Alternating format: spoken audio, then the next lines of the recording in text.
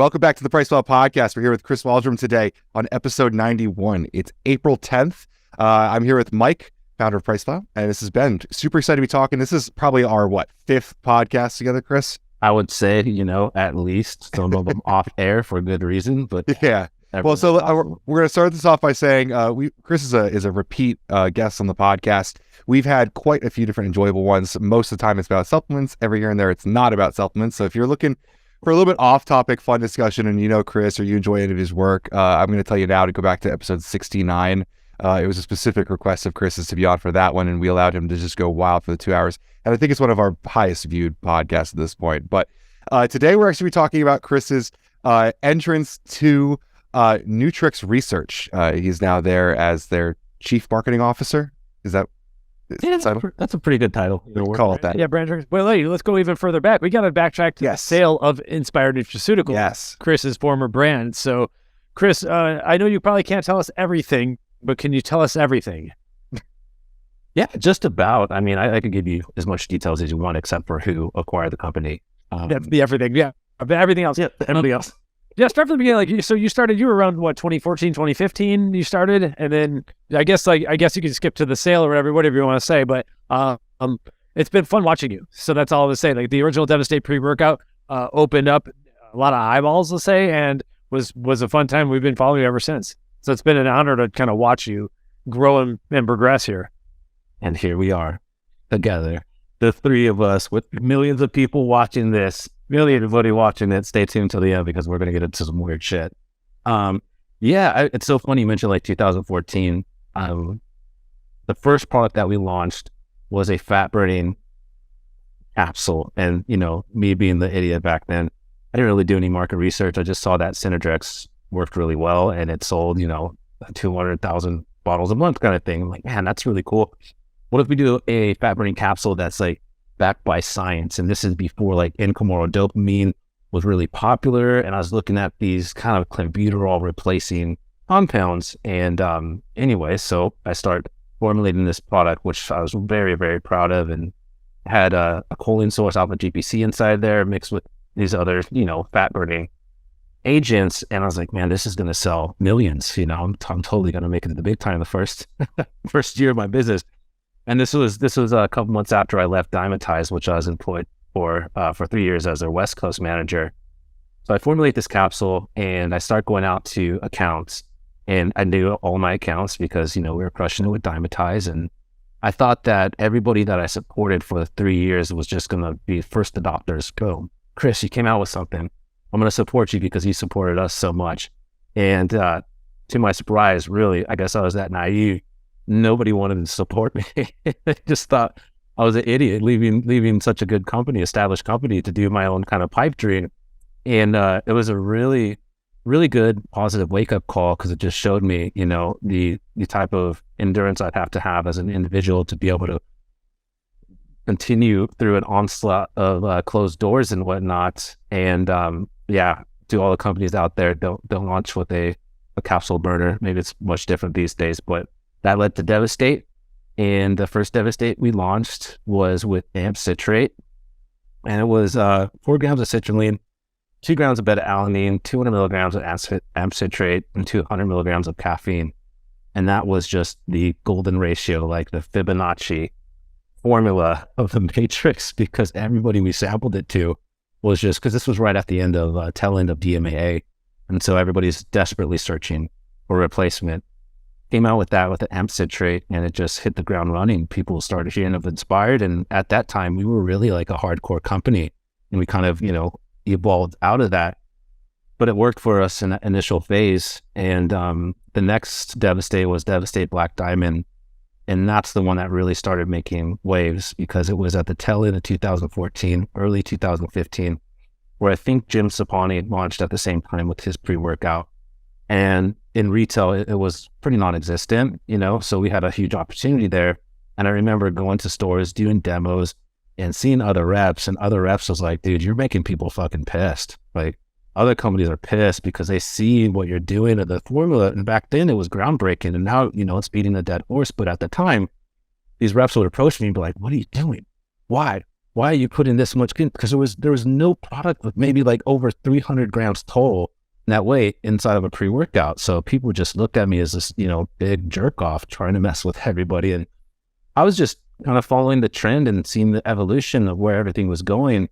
And it worked. And it worked with just, the freaking sweat on my brow kind of thing to build it up. And everybody that's watching this probably knows the rest of the history. I don't want to take too much time, but that initial launch process until now has just been, it's a decade of terms of endearment kind of thing, Chris, do you happen to have any of that original Devastate in a freezer somewhere with that amp citrate in? I don't have that one, but I do have the, what was it called? What was that? DMHA. White. You've had a few. Yeah. So, we replaced that one because I was like terrified, even though we were non-existent in the realm of being noticeable to maybe like lawyers and whatnot like that. I've always been a very paranoid individual with getting in trouble. So we reformulated too soon. But luckily the 2-amino-isoheptane was out, and then White Cut came out, and that blew up. It was groundbreaking and really catapulted us to a different level than I ever expected. But I do have White Cut for sure. I'm going to save some, and that'll be like whenever we cut the formula, I found like an extra case, and we put that on our website for like $100 a piece, and they just sold like that. I was like, fuck, dude, I should have made a couple more thousand of this and done like Synergex, like they did with Synergex, Yeah, to me, the White Cut was, sorry, I was gonna say, with the White Cut was like the big one for me. I remember that being where like everyone was really raising eyebrows talking about that. Yeah, and I was asked, Ben, had you ever tried the amp citrate at all? I think I took amp citrate in Centurion Labs. Okay. It was like, I don't know, it was dirtier feeling to me at least. Oh, really? Okay. For me, I was like, whoa, this is a workout stimulant. Like that stuff disappeared pretty quickly. I had a few supplements, including Chris's, that were let's just say I feel bad for the younger folks who didn't get to experience that ingredient or DMAA. You can still find DMAA out there, but the citrate was something different to me. So yeah, that one worked for me. But anyway, moving on. So eventually, it was like, what happened was it was time to move on from Inspired Nutraceuticals at some point, and end of 2022 was that year. So how did that all transpire? Man, yeah. So just to go over kind of like the tail end and what brought me to this decision, really the company was doing well. Everybody went through their COVID crisis. And if anybody tells you that they didn't impact them financially in some way, that'd be full of shit. So it did impact us. There was never a case where I was like, fuck, man, we're going to fail and have to close down. There was never that kind of risk. But mentally it was daunting, and it started just weighing on me. And I think that's continued on with me throughout 2021. We started really growing again, and the numbers just didn't really bring me joy anymore. Like money started coming in, and I didn't feel that kind of enthusiasm or excitement like I had. And this is probably my naivety again, but if I'm not excited about something, it's really hard to force me to work. Like I got to be driven, inspired, cliche, obviously, to get into something. And throughout 2022, we lost our warehouse employee. So I started shipping products because Landon had already moved. So my partner moved out of the town. I started shipping, and our lease was up at the warehouse. I was like, okay, let's find a bigger place to expand into. So I don't want to hire anybody because we're probably going to move our warehouse somewhere else out of my town. And so I was just kind of stuck in this like predicament. Like, okay, do I hire somebody temporary, then have to fire them? Or do I continue to pack? I continue to pack, and I'd be packing 8-10 hours a day. And just like, I didn't have enough time for design. I didn't have enough time to call and get orders and whatnot. And that just started to really beat me up. And it came to a point where I was like, fuck, man, do I really want to continue to do this? Is this something that, I want to pursue and grow the company even more? And no, it wasn't. It started to really weigh on me. And instead of being kind of like the motivational leader I am to our team and our athletes and everybody, it started to become just like weathered. And I felt that my level of positivity wasn't there anymore. And once that starts impacting me, I know it's going to impact other people around me, regardless if I try to close myself off. And the last thing I wanted to do was impact our team and primarily my family at all. So I didn't want to have a bad day, and then that get projected onto them. So I started to assess. I'm like, okay, Chris, you're going in the wrong direction right now. Like, how do you get out of it? And that's when we started just putting the word out there for, potentially selling. And we didn't even really put the word out. Landon had somebody that he talked to said, hey, Chris might want to sell and then they were just all over it. And that was really kind of the end of that. So we signed the paperwork on, it's so funny, dude, the irony, on Black Friday, because, you know, they totally got a steal on Black Friday 2022. And it was a difficult process to go through. Like, you can imagine relating it to like a relationship that you've been in for 8 years and seeing it develop and grow and all the ups and downs and, you know, all the highs and the lows. And reflecting on all that, you know, the week after was pretty tough because you go through that kind of self-doubt phase where you're like, did I make the right decision? Am I, you know, should I have stuck this out? And it took me a couple weeks, you know, if not a couple months afterwards, to really be confident in my decision to sell the company and move on to something else. And what that next step was, I didn't really know. I just enjoyed design, and that kind of kept growing by referral. So then I went all into design and doing that for a couple of months, getting a ton of clients and making it to something lucrative, which I didn't really set out to do. It was just a passion of mine to be able to work with people and give them insight into everything I've learned in the industry, kind of like what you guys do with brands. So not just design, but like consulting and helping them out with the direction and, you know, setting them on a good pathway for success. That started growing. And 3 months ago, Nutrex reached out to me. Their head of sales reached out and said, hey, man, we love your designs. Would you want to do our rebrand? And I remember when they reached out, I showed Stephanie, I was like, oh, dude, Nutrex reached out, and I don't even think she knew who they were. But I did, because I've been in this industry for such a long time. And I remember selling their Hemo Rage when I worked at GNC when I was 21 years old. I was like, oh my God, this is massive, you know, like such a big company reaching out to me. And after working with them for a couple months, and after they spent, you know, close to $100,000 with agencies trying to find the new direction, trying to like get their identity, because they hadn't had really an identity, they found that I was able to provide that. So after kind of getting to look the way that everybody agreed upon, the owner reached out, and this was just a couple of weeks ago. I was like, hey man, you've been giving us so much information, really helping us out. We want to give you an offer, and it doesn't have to be permanent. It could be part-time kind of thing. And yeah, gave me an offer that I really couldn't refuse. And my wife was right next to me when we listened to the voicemail, and she's like, oh my God, you know, jump on it. So I didn't expect to work for anybody. I didn't particularly want it to work for anybody, because I like being my own, you know, doing whatever, how I want. I don't like responsibilities. I can make money doing just about anything. But after working with the team and seeing all the assets they had, it was just like, holy shit, they have everything it takes to really grow this brand into something massive. They just didn't have any guidance. There's a lot of competent people with zero guidance. So they're crushing in areas like international. They're one of the biggest international brands. They do really well. Domestically, you know, anybody watching this, like half of you probably know who they are. The majority might not, you know, and that's my job to change. But yeah, after seeing all of the assets they had and just lacking direction, and then the owner approached me, I was like, you know, let's go all in and make some epic shit. Awesome. Yeah. So we visited the Nutrex facility in early 2018, pre-Ben days and everything. So there's definitely some good history there. I have one last Outlive tub back there, the sour gummy flavor, which I've always been all about. Oh, yeah. So there's some really good stuff here. I was really impressed with the brand. I was really impressed with the team. I know there's been some turnover since then and everything. But yeah, it's a solid facility. And so just last week, you went to Florida, right? And you got to actually like get there in person and stuff? Yeah, I was there all week and got to meet with everybody on their team, got to see their facility. And I mean, they have an 80,000 square foot facility that they own. You know, not many brands could say they own such a big place. And it was nice, you know, so it was really impressive, very motivating to see that they have the structures in place to do something really big. And yeah, so I met with everybody, had a lot of meetings, and that's why we didn't do the podcast there. I thought I'd have time, but it was like 10-hour days just in the office, talking to people and structuring everything and setting up everything for, you know, kind of the journey that we're on now. And I get back, I'm like, oh my God, you know, it's hard for me to conceive everything that's happening simultaneously, because I'm still working with clients. I still have a big portfolio that I'm building up. And now I have a responsibility for kind of bringing, you know, for lack of better words, a brand back from the dead. Well, so it seems like when you left, or when you sold Inspired, a lot of people came calling. Like a lot of people didn't want to work with you because you're kind of like owned a competitor brand, perhaps. And then once you're quote unquote available, then a lot more people were like willing to work with you. Is that kind of like what it was like?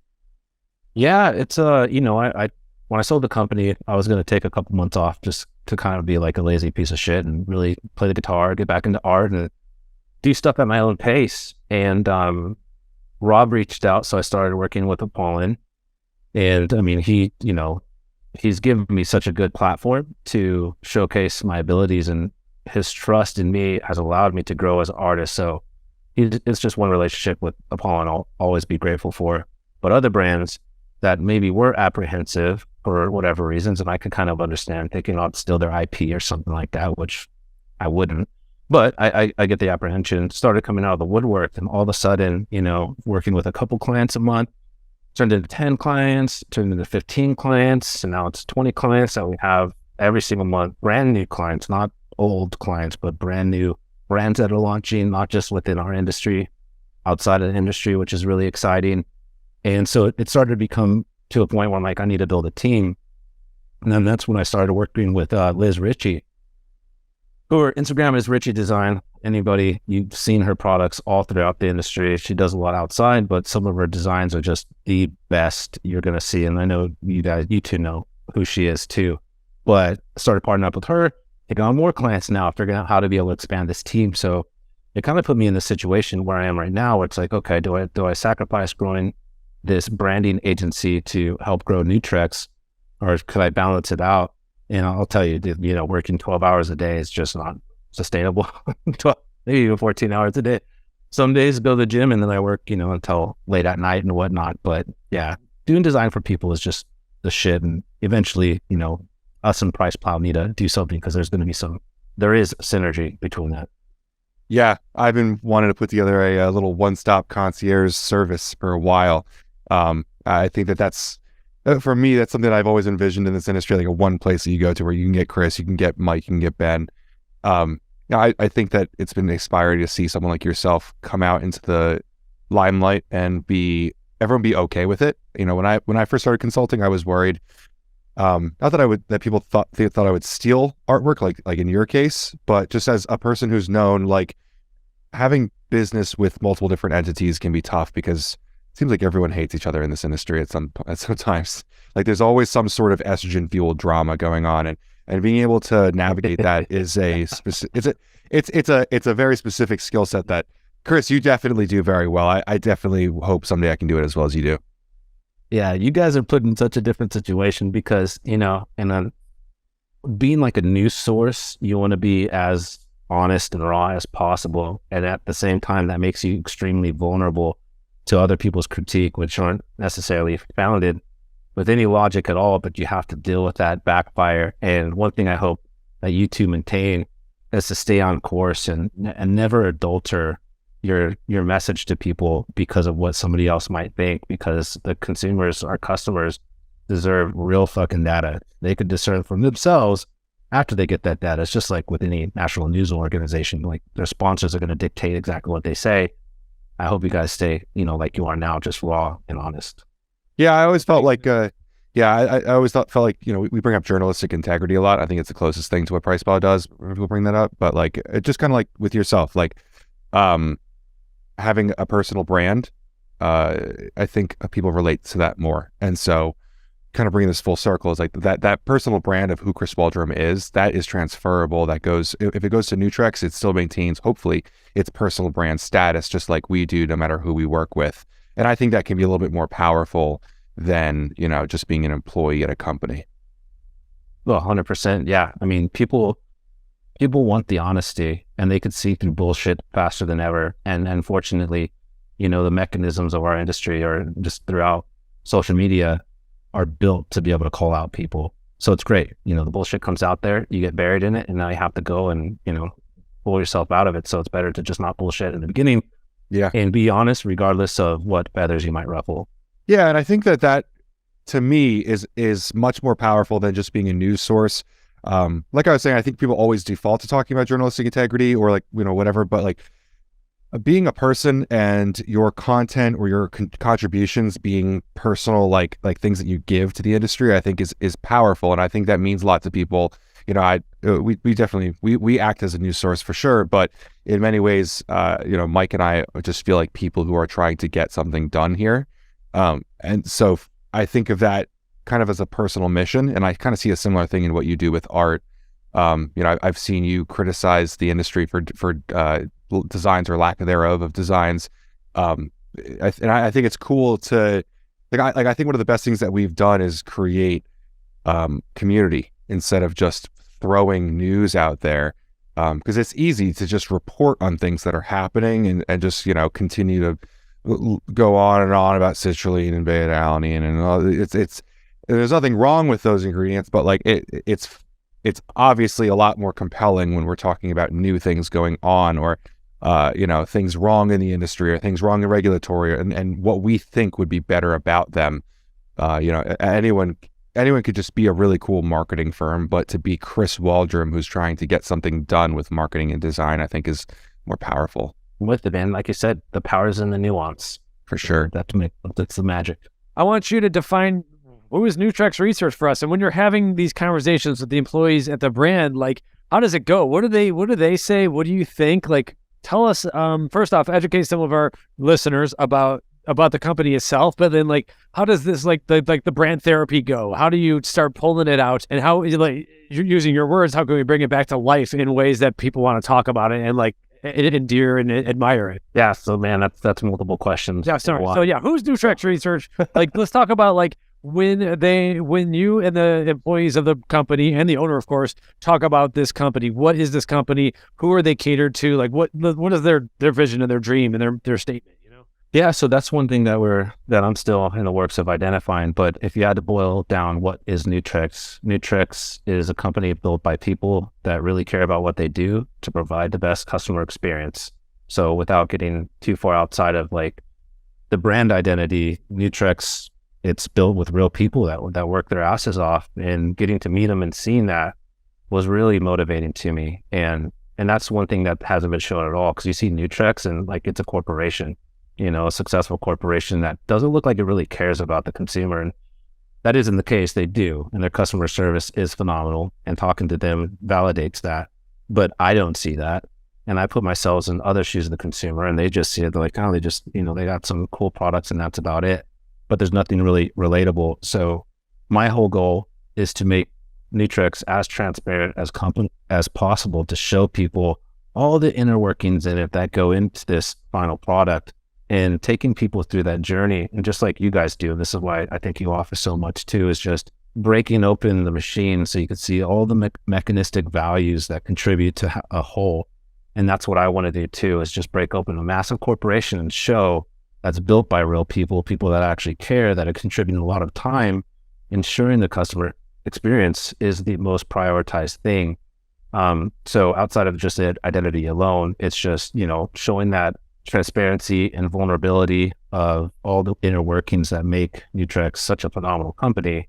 It's just been one without kind of any direction or guidance for quite some time now. Okay. And so like what can you tell us some of the game plan at this point? Like, okay, so you're going to increase transparency and everything. Yeah. Do you have any more details behind that?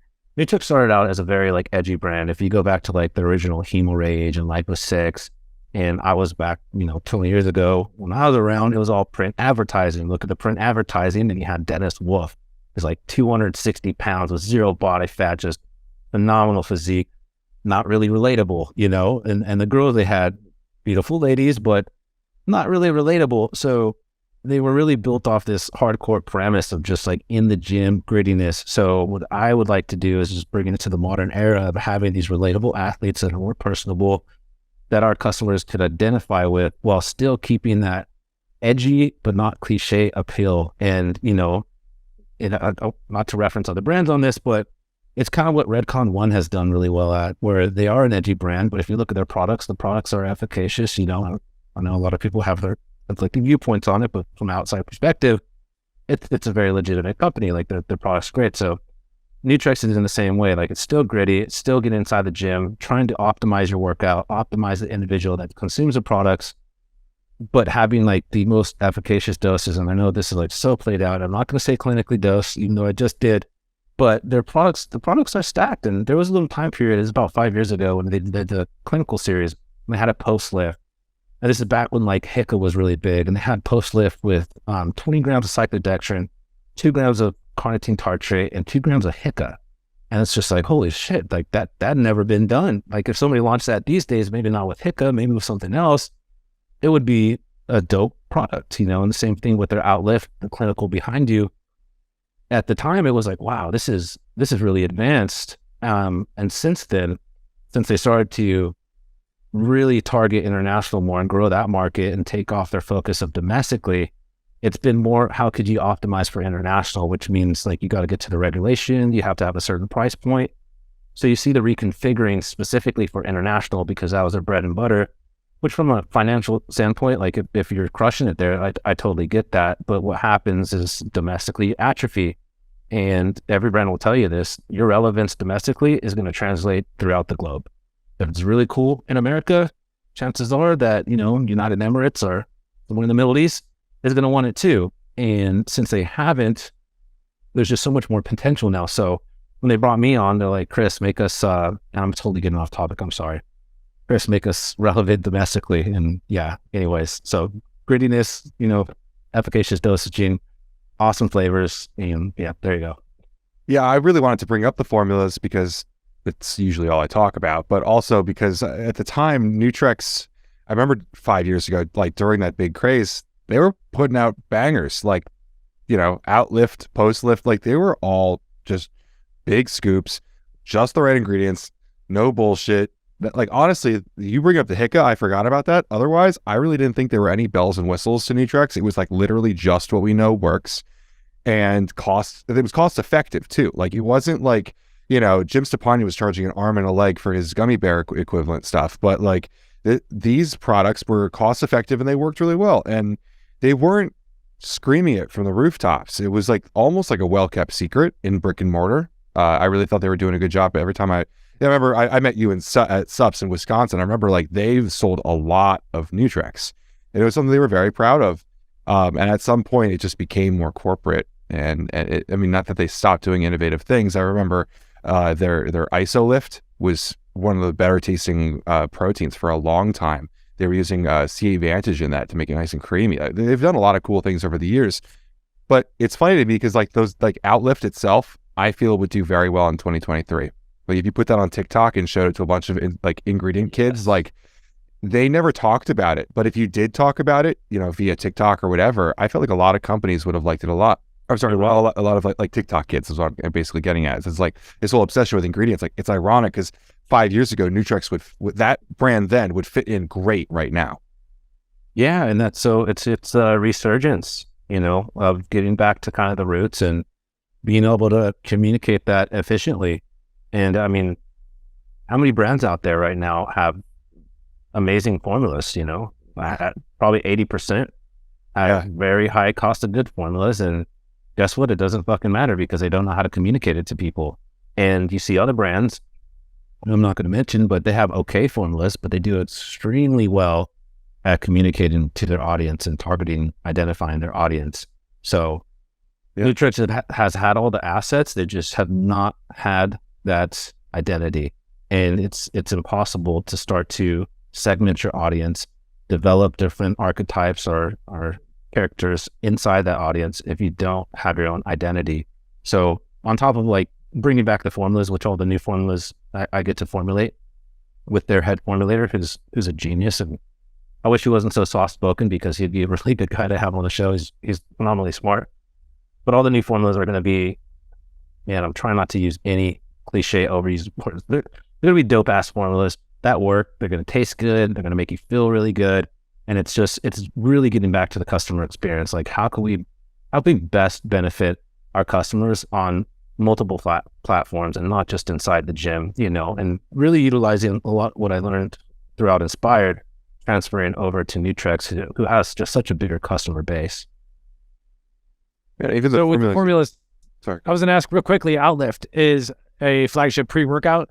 Is that sticking or is that going to eventually change? Because I am seeing it here Ben's not going to love this. It's got BCAAs in the pre-workout. And I know It's also got an acetyltyrosine. Well, looking at no, it's 150 milligrams of it. So, but at the same time, it's got a 3 gram dose of creatine, 8 grams of 2-to-1 citrulline malate, full 3.2 of beta alanine right now, and 2 grams of taurine. So I find, first off, there's not that many pre-workouts that have creatine inside anymore. And what was I going to say? The taurine dose is kind of ahead of the curve. 350 of caffeine is important to mention as well. And that sour gummy flavor tastes amazing. But would love to know, and there's a good hit of sodium, 12%, 270 milligrams. Anyway, I was kind of curious to know what the plans were. And that is because, there was sodium bicarbonate in that gummy flavor that was kind of bringing out the mouthfeel. So first off, a lot of people listening here might know of Outlift. And so we'd like to hear about that one first. Are you going to be changing it? You don't have to reveal the formula if you don't want to.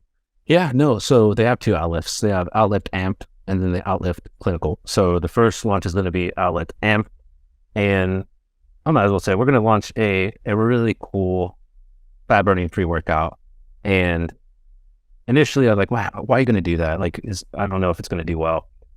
And we're using a couple really cool novel ingredients. One of them's from Compound Solutions, and we might be the first sports nutrition brand to launch. And I know other brands outside of our space is going to be utilizing it, but it's a really cool ingredient, great data behind it, a super interesting story.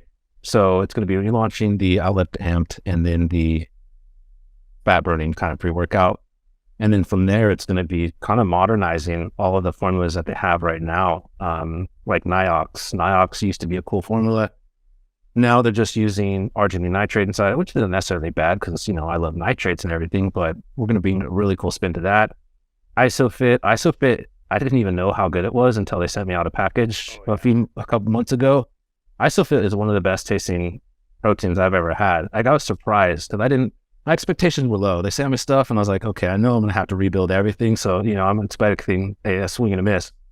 I tried it and I called Manny, who's the head of sales, and I was like, holy shit, bro, the strawberry is ridiculous. It was really freaking good. So I was like, okay, the protein's locked on. Awesome. And they used to have a lot of real estate on shelves with their protein. And then the protein prices went up, obviously.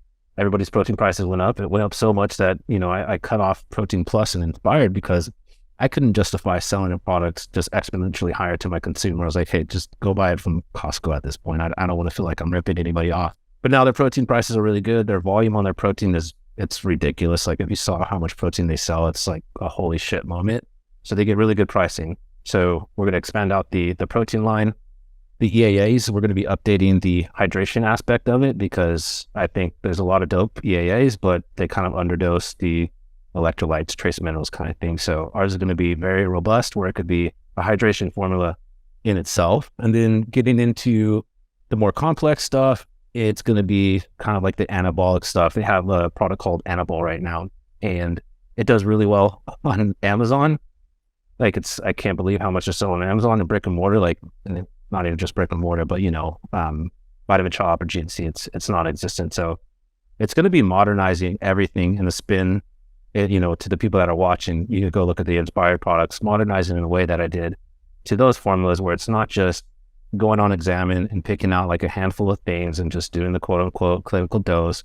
It's configuring them in a way that's going to be, have an entourage effect or synergistic with each other, but also tells a very cool story. So when you look at the label, it's interesting. You don't see the exact same things partnered up with each other. There's some unique elements in there that are intriguing to the customer, it's so important with formulas.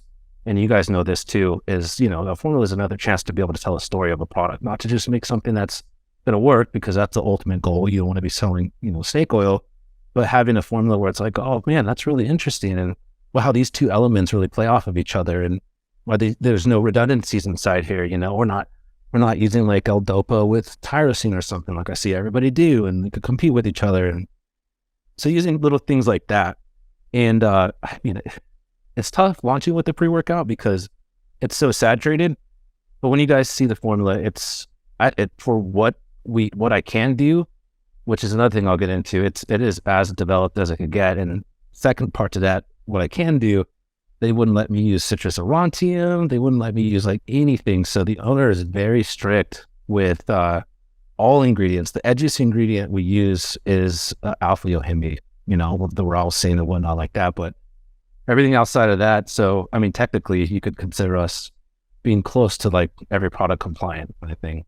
It's an interesting thing on compliance, and I think this is something that people need to realize, is that as these brands scale to higher levels, they have a higher level of risk. And while some people may hear Chris say that they wouldn't let him use citrus aurantium, and they're like, oh, that's bullshit, we should be able to take whatever we want, this is a common occurrence. People don't realize that, with great power comes great responsibility. With his financial responsibility. Yeah, I mean, as you distribute more, your risk goes higher, and using these stimulants, which I believe citrus aurantium is fully compliant and legal, but there is a certain amount of risk with starting to use more exotic stimulants, and obviously this is a rather not exotic stimulant compared to other things that Chris might work with, but with the amount that they distribute, Mike and I have even spoken about, like, even just so much as putting niacin in a product is a big risk, because when you're selling it through distributors, brick and mortar, brokers, all sorts of stuff, it's getting to hands that you are not in direct conversation with. And there can be plenty of quote unquote adverse reactions that maybe they just don't understand that could be normal reactions to an ingredient.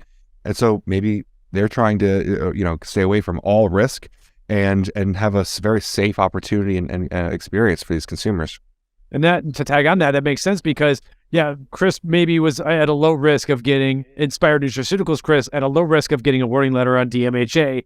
Nutrex Research, much larger company, I believe they may have gotten a warning letter on DMAA a long time ago. So that right there, I'm sure the owner said no more. And citrus aurantium, the higher of standardization you go, the closer you get towards like pure synephrine, the higher the risk is. So I understand that. At the same time, we continue seeing the same pre-workout over and over and over. So like there are some other ingredients. There's not going to be like amp citrate, but there are other ingredients that can like spice it up a little bit. So like I'm hoping that what we could do is at least, and I'm saying I'm just throwing myself in this project now. So like, but I'm hoping like we can get at least like one unique novel ingredient that's a little bit of a differentiator for the ingredient geeks out there. Obviously that won't sell to every Joe six pack at the gym that's rocking the bench press or anything, but for us early adopters and us people who love to talk about this stuff, we do need to see something kind of novel, and then let you do your magic on the brand side. So that's kind of like what I'm thinking. Yeah, so I think a highlight out of AMP, besides having doses that everybody's going to be able to guess, which I told them, I'm like, hey dude, let's cut citrulline. Anyways, 3 ingredients that are going to have a great effect in combination with each other. We have 3 grams of tyrosine, not acetyltyrosine. We have 600 milligrams of alpha GPC and 100 milligrams of cognatic.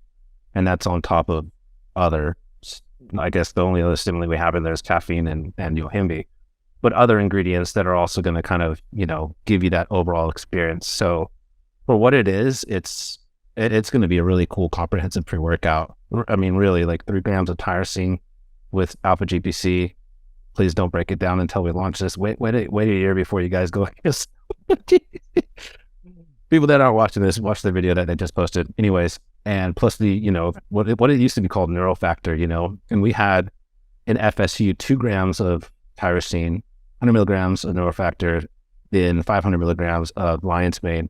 And people loved it. They were just like, oh my God, pump product with a nootropic or focus, formula in there.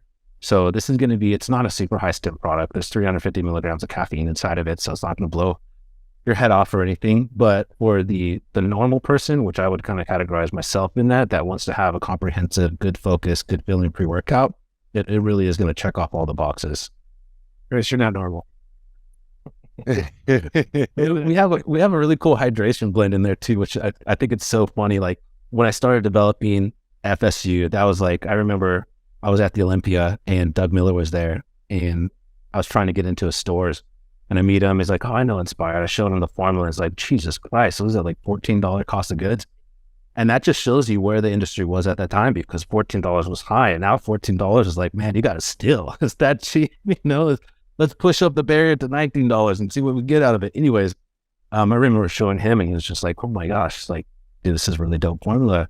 And since then, formulas have just gone exponentially more advanced. And I love it because, this is capitalism, man. This is the competitive edge. You see somebody pushing the limit, and I think there's a tasteful way to do it. And I think a lot of brands are just, it's a complete race to the bottom, not doing it for necessarily their customers.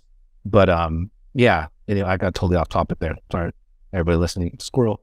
Yeah. Ben, you want to go? I have more to.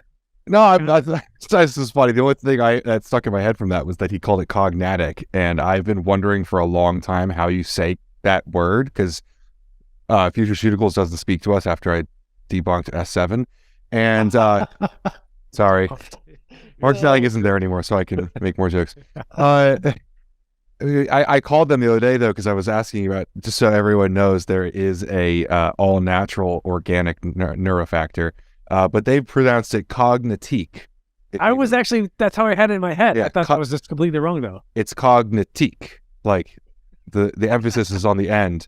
And I was so funny, I had like this whole couple-minute discussion with the guy, like, oh, that's so cool, that's how you say it. I had no clue. He didn't know who I was when I called, so now we're going to... I think whatever the majority of the populace calls it is what it's actually supposed to be. I love that. I don't know what they're doing. And this isn't a Neurofactor podcast or whatever, but like the Neurofactor is a great name. They had a cool name. I would love to know what they're thinking, because why would you kill one really strong and cool branded ingredient and force people on their new products to name it this other thing that no one knows how the hell to even pronounce it? Like that, to me, that's a branding failure at all levels. I'm sure there might be a legal reason or something, but that's just my outside perspective is they went from an awesome thing to something you don't even know how to pronounce. These are the same people that ran a study on elderly people that weren't working out and claimed 220% increase in nitric oxide. That's all studies have been. If you go to any study, and we don't have to get into this, but every study has holes. Like, tell me one study that is fucking flawless.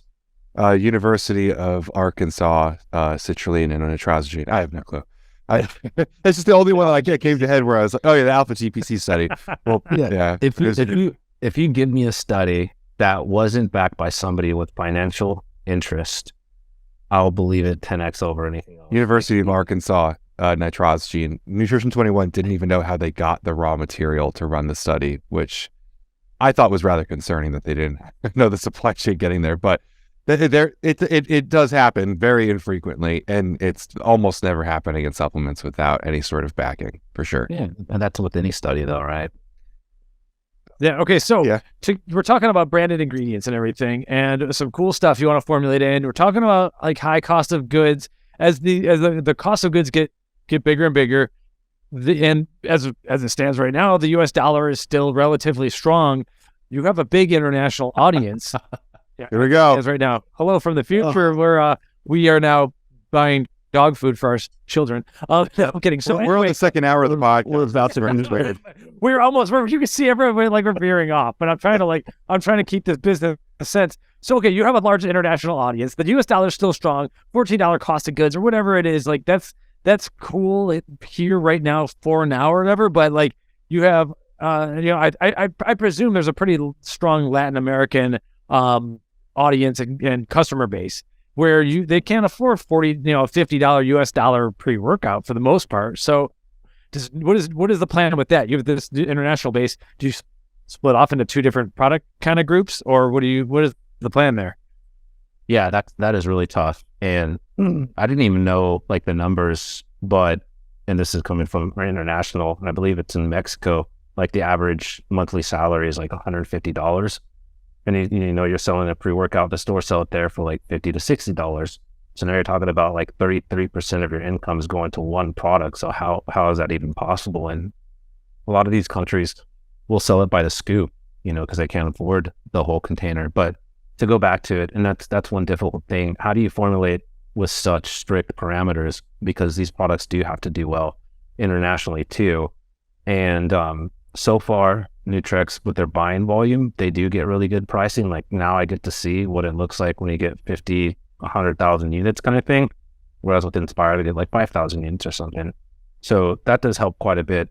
But you're right, as we're formulating these products, how could you make it cohesive with international? And that's why you don't see a lot of these other brands do well internationally, because their cost of goods are way too high. And, maybe they're not smart enough to pivot. But so with these newer products, it's going to be, then this is where a lot of the, I think, learning lesson is going to be how do we grow domestically and maintain internationally. There's a couple products that do very well internationally that we're not going to change at all. It's, don't fix it if it's not broken kind of thing. But with the newer products, since our focus is on domestic, we're not giving as much thought to international. There's still going to be a lot of back in there. Is it going to be as high as maybe if I went like 50% less cost of goods? Of course not, and the products that do well down there are like insane labs, and they I can't believe how much they're selling, but I heard their volume. I was like, geez, good for them.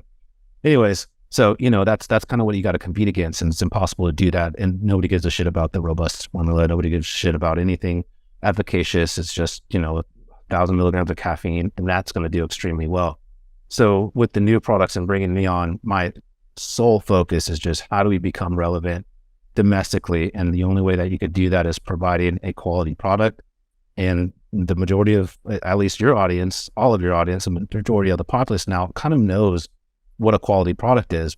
And thank God, because everything's transparent. So anybody could just go online and type in X ingredient and see, is this remotely close to the efficacious dose? It is. Okay. Now they get some sort of validation. So it's primarily just focusing on the domestic market, how to be able to, penetrate back into a category where we've lost so much ground. And the only way to do that from a product standpoint is to have something that really looks good on paper and then obviously transfers over to training. So I have a question that is, it's a what if based off what you just said. So let's set the scene. This is true that Chris has now become relevant in America again with Nutrex Research. We are not yet eating dog food yet. The dollar is still decently strong. If you can follow along, if this sounds real, about 6 weeks. Yeah. Hopefully this is things are stable. It's 2 years later. Nutrex Research is alive and well. I don't know who the president is. That's relevant to the question, but you've now become relevant again. You're doing well. You have cash flow in America, and you want to start looking towards international.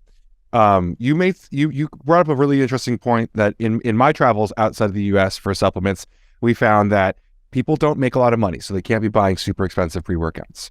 And it's also true that in the same way that Cuba lags behind us in car technology, this is the dietary supplement industry in all of Latin America as well. If you go down there, you see Optimum Nutrition, you see, Dymatize, you see brands that are legacy here, considered to be legacy. BPI, yeah.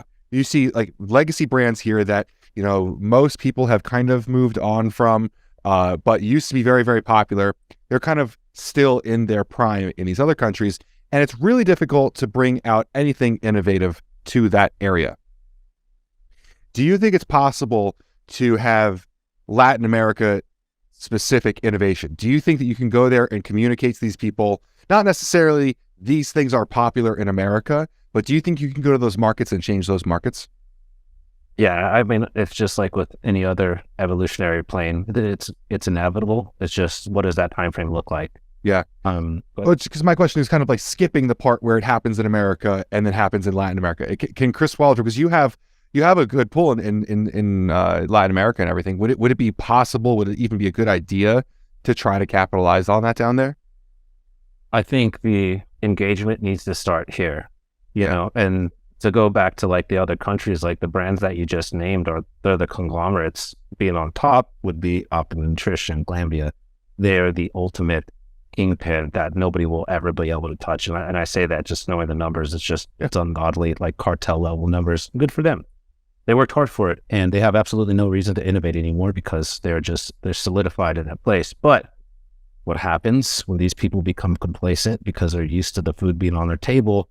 People like me come in, like I did with Inspired, and start innovating, and that is going to bleed over into international. So once we start the game plan here and grow our value and our customer base, that is going to transfer worldwide, and it's going to happen just like it did in 2014, 15, 16, where there's going to be a really big push for growth. And now the customers are going to look at these other products and they're going to vet them and say, why don't you have this?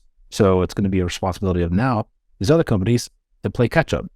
If you have to play catch up, you've already fucking lost because you've been replaced. I don't know if that's going to happen to Optimum or Dymatize, but there's a couple other big ones out there that I won't mention that I think, their time is definitely limited, but it has to start in America. I don't think you could reverse engineer that and just influence them to be able to buy something that's much more expensive right now. Yeah, because I see a lot of this happening in America. Yes, we do absolutely see an evolution of the protein size pre-workout where, everything is growing like crazy. But I also see a couple brands really focusing on synergy. And this is something that you and I we have always talked about these podcasts. I see that happening sometimes. And I wonder if that's the answer to these, like we talk about the dwindling amount of money that these consumers can pay overseas. What if we need to focus on that synergy for those markets so that we can bring a better product at a lower price point so that these lower income countries can afford that? Yeah, no, break it into more digestible dollar amounts, right? Instead of having a $60 product, have two $30 products. So maybe you could buy one to get you that. And if you want to expand upon, you have the opportunity. And you're right. I mean, I think that's where America should be going, but unfortunately, you just got a dick measuring contest and everybody wants to see the protein scoop. And I'm like, well, if you go back 20 years ago, everything was a fucking protein scoop. So you guys are just playing catch up. Yeah. So like innovating on something that's going to benefit the customer. You're just putting more ingredients in there. Like, come on, I don't have to get into this, but I'm like, I don't know, 30 grams of ingredients might not all absorb into your body. Well, I don't know. I very much have related to when you said that you're just a normal guy before in regards to pre-workout. Like at this point, I really like just knowing that what I'm taking is going to be enough to improve the quality of my workout. And I don't need 35 grams to do that. In a lot of cases, I get told by commenters all the time that the things that I take are underdosed and outdated. And, I need 12 grams of citrulline to maintain a pump at all. And it seems to me like I very much relate to this, just like, bring it down and focusing on a few key factors. Like I really like a couple ingredients that work well for me. I don't need a NASCAR sponsored side of a pre-workout anymore. I just need a couple things that'll improve, and that money can be used a lot better for that company then. 100%. Like, I'd love to go back to the EAS days where they had like Phosphagen. I know I've mentioned that before, but it's like 4 ingredients that were loaded and the shit fucking worked, guys. Having these 30, 40 ingredient formulas, I don't know. And the thing is, with any of these like compositions, there's no studies that show any of these ingredients working with each other or what it has on a cancellation effect or anything like that. So the more you put in there, to me, it's just kind of like a negative redundancy. Is it really working, or are you just charging more for a fucking product that does the exact same as something a third of the cost? Yeah, I consistently see this and wonder. I like a couple different things, and every here and there I can get down with 3 grams of tyrosine. That was unheard of a couple years ago. We got told a couple months ago when we talked about someone who had 10 grams of it that it was going to blow people's brains out or something. I think tyrosine is quite safe and fun, honestly, but for the most part, I don't think we need all that much. So I guess with all that said, something that I forgot to bring up from before that I wanted to transition to, because I think this part is you guys are probably done with, is we talked about transparency with companies. How transparent is Nutrex willing to be with this kind of stuff? Because obviously you come on our podcast and you speak about it, but is this going to be seen through the content as well? Absolutely. And I mean, this is my job. So from the day that I started, it's all on me. So everybody watching this, Nutrex from here forward is going to be a reflection of who I am. And I've always been honest with everybody. To my demise, obviously, I've ruffled a lot of feathers, and a lot of people love me, a lot of people hate me. But I am who I am, and I'm always going to be this way. So, Nutrex is going to become the embodiment of what I've strived to do throughout my entire career, is just offer this connectivity and this level of insight to the deeper workings of everything that goes into what we do. And something like somebody's doing a really good job now too, from an art perspective, is Nutrimedia, TK and his team. I want to do that a lot with supplementation. I mean, I even want to talk about the cost of goods, cost of kilograms, and I know we're going to get there eventually, because that's the next evolutionary plane to say hey, citrulline right now is $12 a kilo or whatever you get it for, so that means that this costs that much. Eventually I want to get into an itemized cost to show people everything. So just to build trust, that's my biggest goal with Nutrex, and going to be the biggest hurdles. How do you gain trust again with a community that you've lost? And, that's my uphill battle. Mm-hmm. The good news is you didn't lose trust. You kind of lost a lot of the audience, or the audience became older and a lot of people stopped, training or whatever, disappeared from the industry. So it's not like anything bad happened. So the way you said that, I would kind of rephrase it you don't need to regain trust. So that's a good thing. You don't have there's not like some deadly skeleton in the closet. Like no one at all, really, as far as I know. Yeah. I mean, there's that, you know, a 2012 DMAA warning letter that everyone got. No one cares about that. So it is, as far as I'm concerned and what I've seen even 5 years ago, it's an extraordinarily clean and successful company with an owner who wants to do things absolutely right and has for a very long time. So I think that's going to be not an easy message to convey, but it's not going to be like a forced message or a message that's a lie or anything. So no, it's getting out to everybody. I mean, that's the biggest thing, because there's so much white noise. There's so much information. People are inundated with information every single day. So to be able to capture somebody's attention and being able to get across that message is so much more difficult than it ever has been. Will we see transparency in terms of manufacturing? Yeah, absolutely. That's something that is like a kind of like a wild conversation where people want to ask, like, oh, you know, where are you made? Because now consumers think they know something, like, you know, they want to bring up like NutriCap or like, That's the best. They've heard like one story from one person, and like now they think they know the difference between contract manufacturers. They think they know what GMPs are and stuff like that. And there's been a bunch of different people that have had really good takes on it. You know, I really enjoy, like, Ben Hartman and Drew Peters are like, absolutely not. I won't tell you because it took me 10 years to get my relationships in manufacturing, and that's not something I'll give away. And then there's people like Ghost that like literally take you for a tour of their facility. There's even people like Glaxon who manufacture it themselves, and we've never seen one picture posted ever of the line that makes it. You know, like there's people all over the spectrum of whether or not they're interested in sharing that. Yeah, that's difficult, right? Because, you know, obviously Ghost would, because they're working with one of the biggest manufacturers that has ever existed. So if I had an automation line that was worth $1 billion or whatever it is, like, I'd take you in there any fucking day, because it's like Elon Musk gigafactory. Like, you know, there's other people that can't afford that kind of level. Like, they might not be as transparent because they might feel it reflects them in a negative light, even though it may not.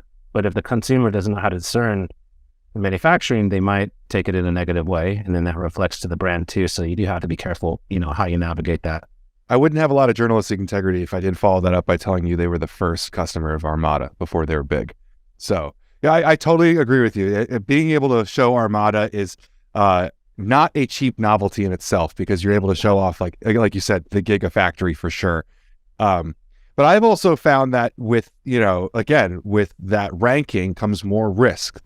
As you grow, you become a bigger dot on the FDA's radar, and maybe posting pictures of your facility isn't the best idea, because maybe someone pulls down their face mask halfway through the video, and you see someone like, you know, with an infraction that, you know, it was well intended, but then you end up with risk, right? And so I never fault people for not wanting to talk about their manufacturing, because I actually really believe Ben's side of it as well. Like we work hard for these relationships, you know, like outside of label design, like Chris, you work in a decent amount of brokering with manufacturing. So it can be difficult to, you know, give that away, because for some people, they feel they've really built a relationship that's valuable. I used to feel that way too, but I mean, nobody could come in one day or even a year or even few years and get the same kind of pricing that a brand took for 15 years. That's not going to happen. Yeah. Especially these days with brands like, you know, I work with so many, they got it tough, man. And their pricing is dog shit, you know, maybe no terms for the first 2 years, you know, 50 down, 50 on. So it's just unrealistic to think that somebody's going to be able to just go and integrate directly in like they've built. So I don't think that's really a good argument there. But with transparency, with not just manufacturing, like I want to show transparency throughout like our marketing team, throughout the financial team, throughout the warehouse team, just to show how much of a family unit it is, because that speaks volumes to, again, how much do we care about the end consumer? How much time is going into making sure their experience is our priority? So manufacturing, yes, I think that's good for validation, but for the openness of showing like what's integrated into getting that final product, I think that holds value to the consumer too. Yeah, I love that. I think I personally don't feel that I buy products from companies. I buy products from people, or, you know, especially like when we support brands with PricePlow, like Marketing 101. Yeah. Ben, charge for that. You shouldn't charge everybody listening right now. Ben just gave you a golden nugget. $50. I give a lot of those away. I think all three of us here give away a lot of those, to be honest. I have some more nuggets. I've written down notes of things we're going to catch up on. So coming. But one criticism that Mike had for me in my videos was like I'd be talking about Inspired and I'd be talking about Chris. Like, here's a really great. I want to show this off for a second. On the back of the new Inspired protein, there's a little Chris Waldrum. I don't know if you saw this, Mike, but that's Chris in his suit from his wedding. I remember. But like I would say that, like, hey, like here's Chris, or like one thing I like about Chris and the way he does this, like, and Mike could be like, someone just watched your video, they don't know who the fuck Chris Waldrum is, which is totally true, because like I'm trying to get, like, we have, X amount of followers, but I'm trying to get this video to X times 50, like, so that transparency, like, that matters to people, and I think people want to know more.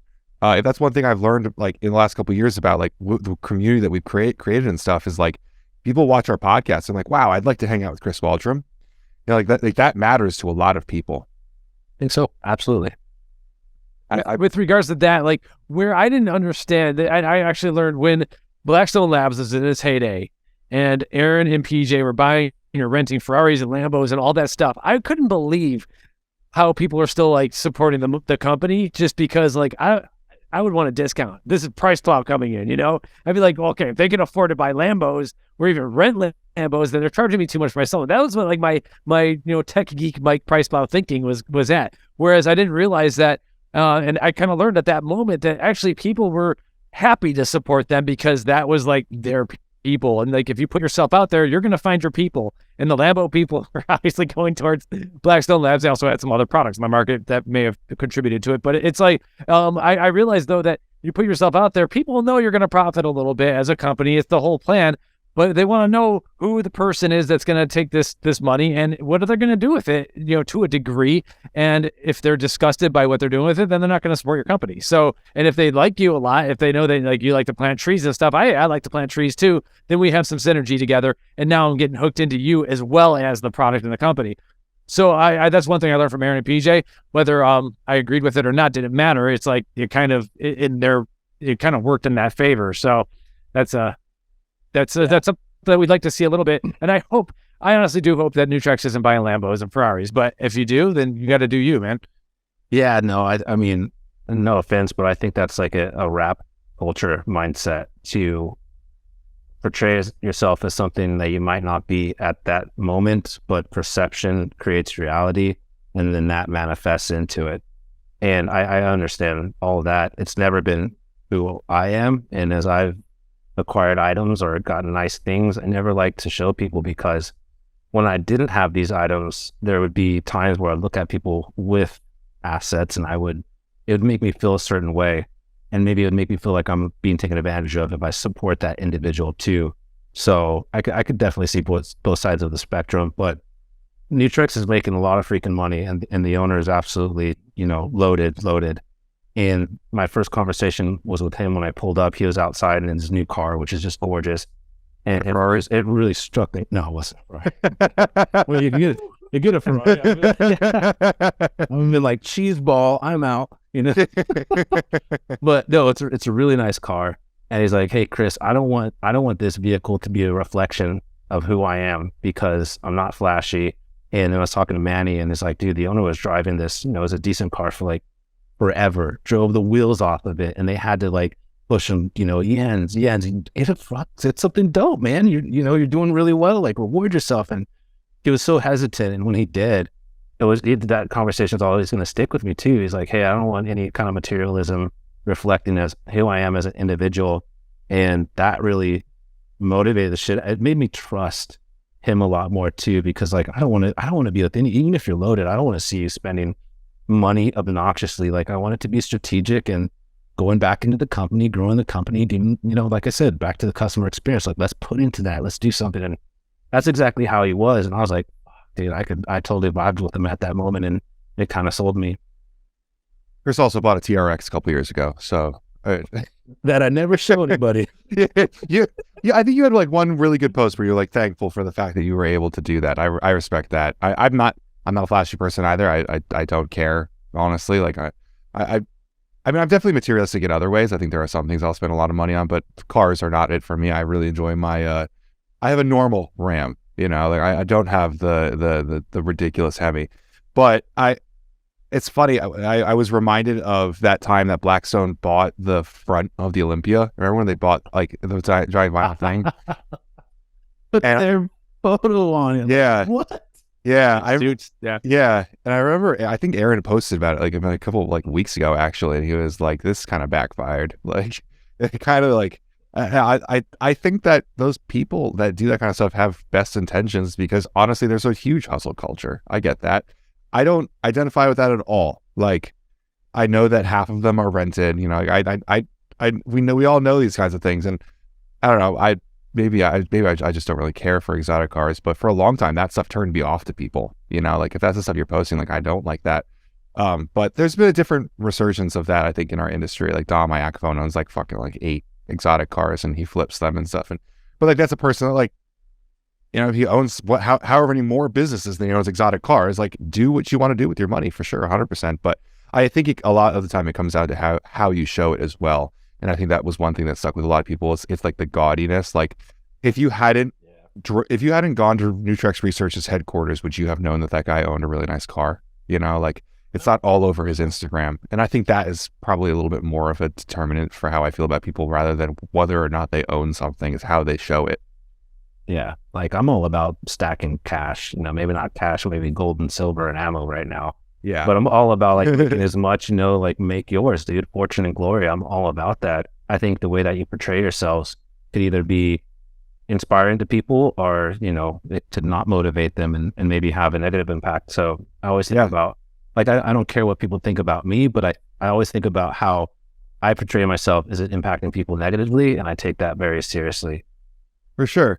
I also think cars are kind of like the dick joke of, like, you know, showing your money. Like, like plenty of other people would see, Chris, you got like what, 5 guitars behind you? Those are nice. I know you own a nice collection of guitars. Like, some people will understand that, or like, I'm sure it was a decent penny to put that much ink on yourself. Like people see things or show things in different ways, and I think cars are just kind of the obvious way to do it. Like, every single person knows a Ferrari is expensive, right? Like, it doesn't. Like, I don't even know. I have no concept of how much that costs, but you know what it means for a lot of people. So yeah, the rich people deal with watches. You know, I'll be around people with $100,000 watch or $250,000 watch, and I'm like, Jesus, look, like I would, even if I was super loaded, I have a couple nice watches, but I don't think I could ever wear, you know, a small house on my wrist. That's just a little beyond me. My understanding is they also resell really nicely too. So they obtain their value. If you get them used, yeah, they could be a good heirloom, which is what I've done kind of with my guitars and watches. Just keep them and they just sit there. Yeah, for sure. As the dollar goes down. I think Mike has a few more product questions to pull us back. Yeah, I don't want to pull back if we're getting going. But one thing, if we're talking about Nutrex, we do need to really at least quickly talk about Lipo 6. I'm in my back end of our system here. Lipo 6 is the fat burner that it crushes, I assume, still crushes. I've had 31 products in our system since capturing Nutrex stuff that have the words Lipo-6 in it. So everything from Lipo 6, the original fat burner, Lipo 6 Black, you got Hardcore, you got BCAA Intense. Like, tell me, what are you going to do with all this Lipo 6? You're going to continue doing this, or are you going to keep that original fat burner formula, or how has that been discussed? And how much of a nightmare is this going to be for us to manage on the back end over here?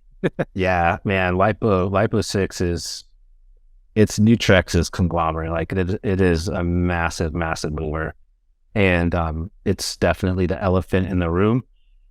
So that's going to be one of the products that are just going to sit as is temporarily as we start building out the performance side.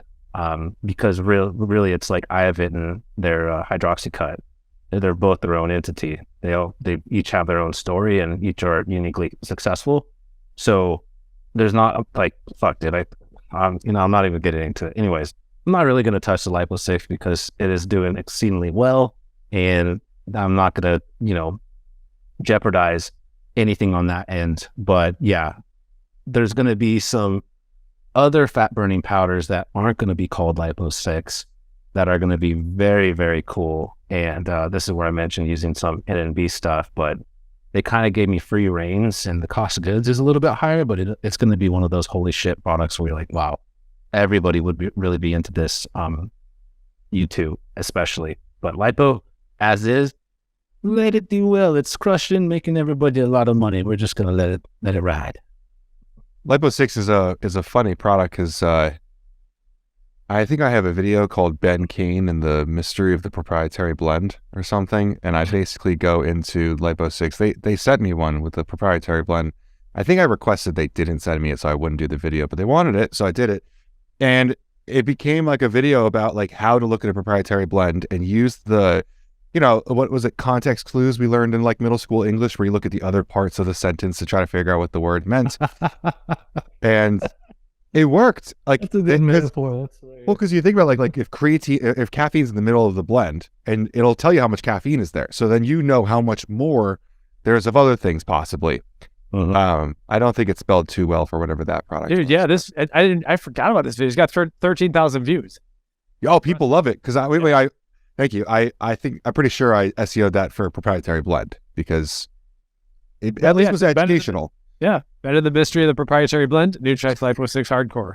Yeah, I tried to make it like a little Harry Potter educational video, but to touch on that like super quick on proprietary, and I've been saying this for a while now, it hasn't happened, but I promise it is going to happen. Proprietary blends are going to come back, but they're going to be backed by a study. It's going to be exactly how like a couple of the ingredients that Hector Lopez created. They're going to be efficacious, but you don't know what the fuck the ratio is in there. It's a guess.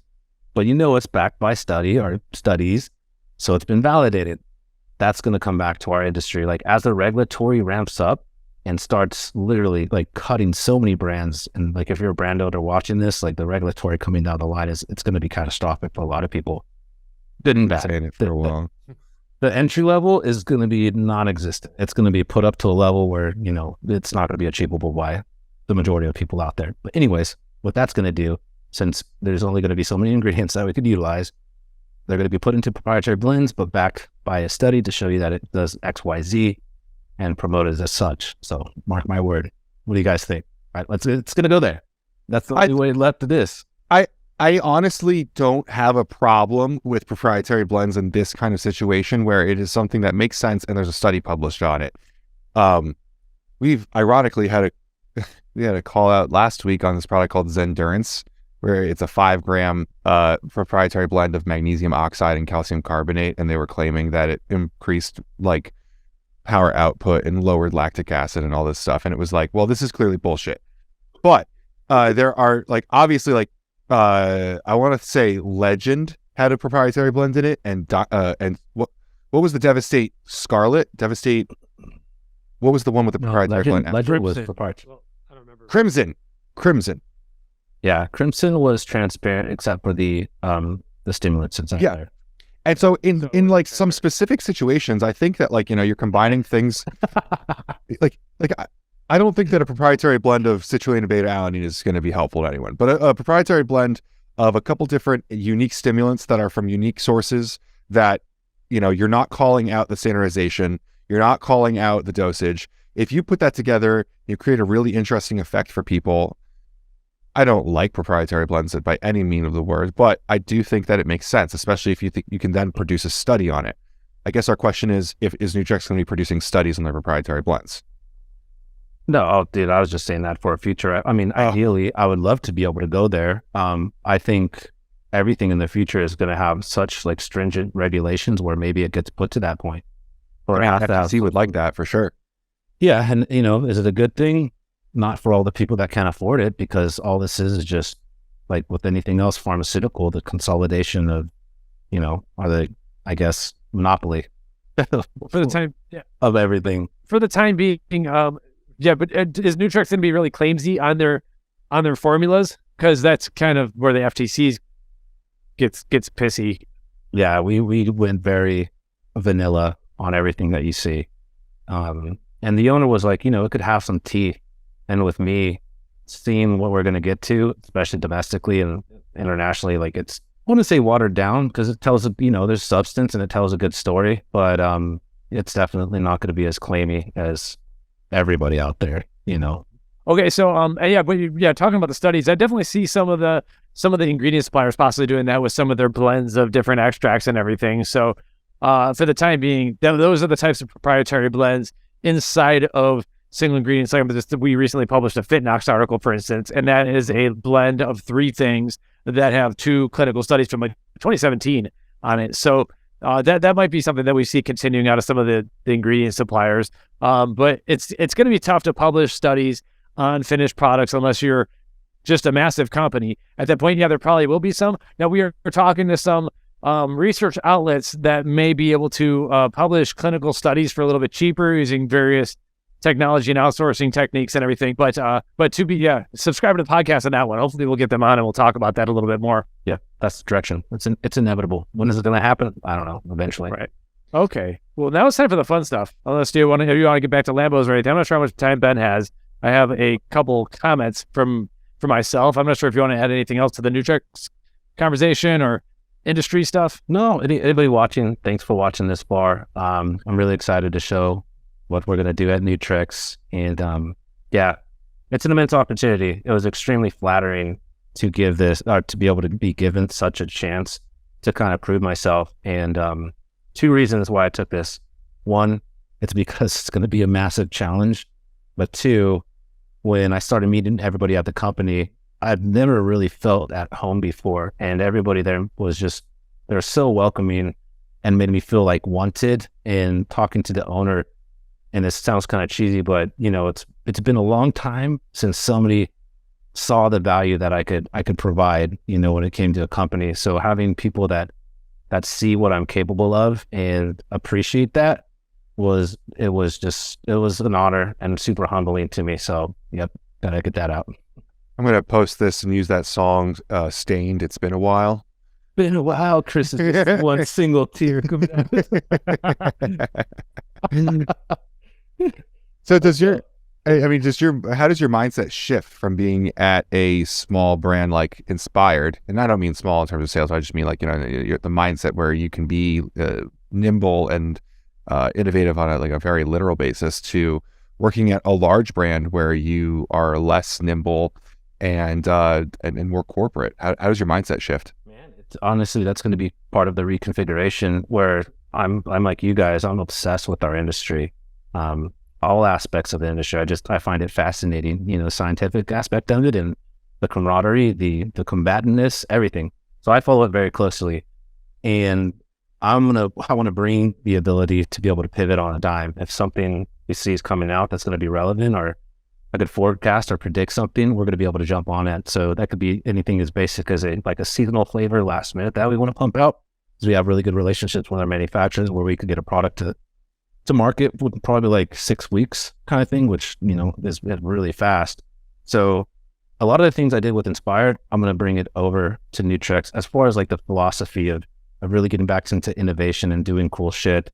But I mean, they're corporate in a way where they're structured to really succeed and grow, but they're not too corporate where it's going to be anything like holding me back or restricting me from innovating. And they basically like open the floodgates. They're like, dude, Chris, do whatever you think is going to be cool, because what you've done has been cool. So now that I have the financial backing to really grow things, because with Inspired, they're great ideas, but I didn't have the money to be able to promote it like these other brands do. Now that I have that kind of backing, it's going to be really interesting to see, because it's like, if I had a lot of money, I'm not going to say a dollar amount, but a lot of money when I was at Inspired would be, they'd be a massive company right now. And it was my reluctancy to take on any investors, and looking back, maybe I should have, but no, it taught me a lot. So, but no, it's going to grow. It's not going to be as corporatized as I think people would initially think. What is the biggest hurdle? Like, what is the hardest thing that you have to accept coming into something like this? Like, is it lead times? Is it like, because you're talking about producing much larger amounts? Like, is it the fact that you can't be as quick, or is it a different brand voice? What is the biggest thing that you see yourself learning in the next year? Man, that's tough. I mean, one of the hurdles is the ingredients that we can use. Obviously, I would like to be a little bit edgier, but that's completely wiped off the table. So learning how to formulate with stricter guidelines is a big learning lesson to me. And not that it's impossible or anything, but it's gonna teach me how to be able to adhere to more stringent guidelines and still come out with high quality and interesting formulas. I think one of the only other people that do that super well is like Drew. He comes out with, phenomenal formulas, and they're all maybe not all, but most of them are to spec and whatnot like that. The next big hurdle is figuring out how to take like a massive company and make that relatable, like we've talked about. Because right now you just look at this Nutrex like a corporation and whatnot with no face. So who are you really buying from? Like when you give them money, who the fuck are you giving money to? Are they just spending on the Ferraris, like we mentioned too? So making it much more personal, relatable, and giving the ability of people to interact with us, making us approachable too, making the company more disarming, where people feel comfortable, relating to, and they haven't had that domestically in a very long time. That's a really good point. We've seen a lot of brands from the era of Nutrex bring on multiple faces that then come and go. BPI had like Mike O'Hearn. They've done Jay Cutler. They have Larry Wheels now. And Hulk Hogan was on that Fun Bar protein. Yeah. Remember that? That was a hot minute. Can you believe Mike O'Hearn's natural, guys? Wow. He just eats goose eggs. And Incredible. I mean, when you're looking, so you posted, I think yesterday morning, looking for a team of athletes. You weren't looking for a team, but you're looking to build one. I already gave you my input on what you think I need for the team. Well, what do you look for when you're looking for athletes for a brand like this? What maybe we should open this up and say, like, Nutrex is looking for athletes. It's 2023, so don't respond in 2025. But what exactly are you looking for in a new face or in a new person to rep this brand?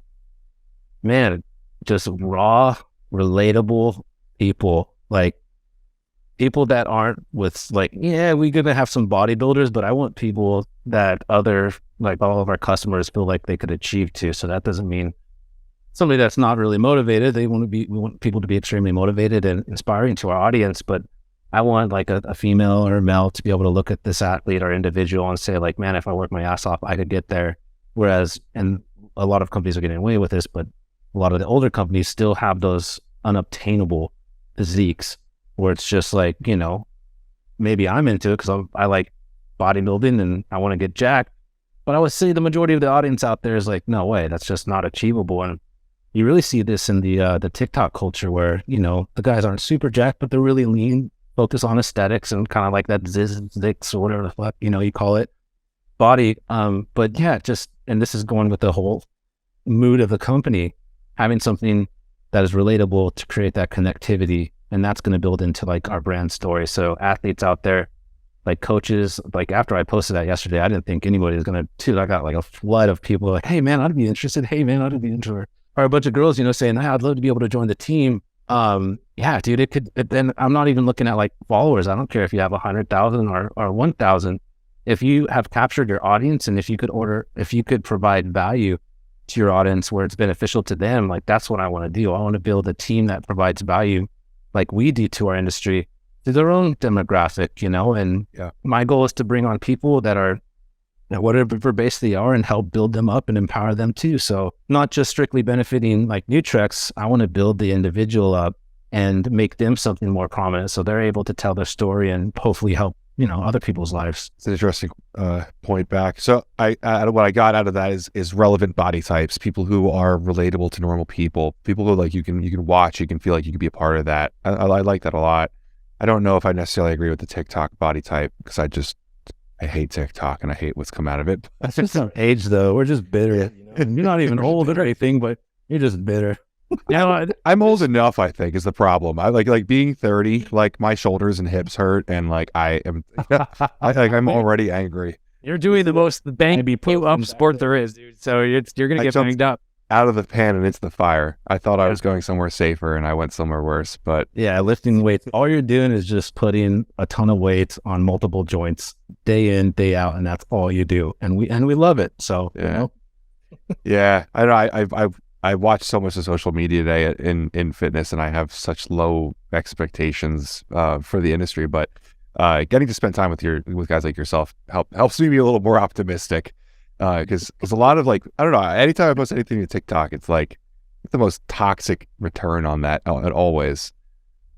Yeah, it's so weird, man, but you're right. And it's hard for me not to get calloused. And there's been a couple of times where I've gotten calloused. So I personally have to disconnect. I cannot integrate into that because I know it'll impact me negatively, and then that'll transfer to other things. And unfortunately, like, this is your job, so you have to be in on it, and if you stop, then you get out of the public circle. You're not in that conversation anymore. So it's like you're forced to be in that environment, whether you like it or not. Yeah.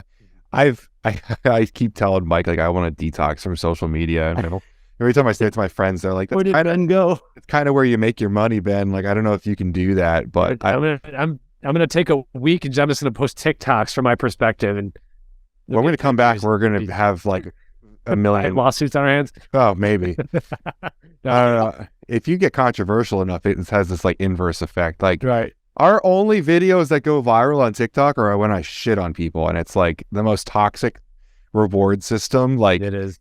It makes me want to do it more. And like every time I do it, Mike like talks to me the next day, and I'm like so jaded. Like, I'm just so pissed off at everyone. Like, well, Ben picks fights with people on a Friday afternoon, and then he messes up his whole weekend, and I'm like, dude, and he learns it once a year. It's like this is I've noticed a pattern.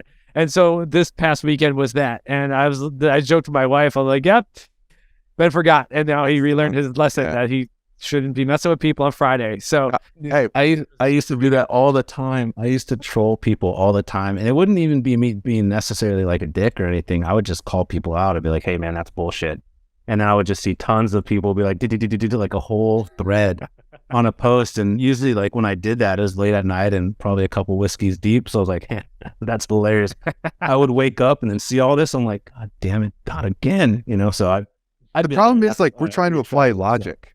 Like, we're trying to like be fair in an area that's not fair, like this week was a double whammy for me because it started with that proprietary blend with the calcium carbonate and magnesium oxide. And it's like, I'm over here like legit guys, like this thing doesn't work. Like, I don't know why you guys aren't listening to me, but like look up, like I can cite studies on these ingredients are not bioavailable. Like, you can't say, but this is where you talk to us. You can't say it doesn't work. Calcium carbonate does work, just maybe not for benching 500 pounds. On vinyl siding, it does. Like, like, but the problem is you're trying to apply logic. You're trying to tell these people like, hey, I've read the studies. I know this doesn't work. And they're like, no, bro, like it does work. Like all of these things. Anytime you talk about anything, there's a million people with an opposing thought process, and behind a keyboard and the screen, they're a lot tougher, honestly. So I like how that formula just had potassium all alone, like not potassium citrate or anything, potassium chloride. It was literally just potassium. Like that would be explosive in a bottle. So it's not compliantly labeled. We'll just say, I would have tracked that alone. So that's, tribalism goes against all logic.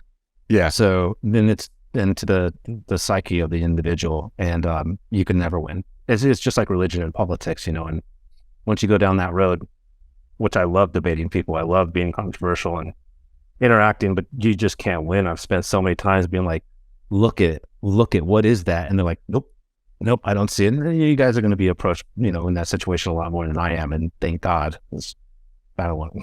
Yeah. I've like learned how to treat social media as outbound only. Like I log on, I post it though.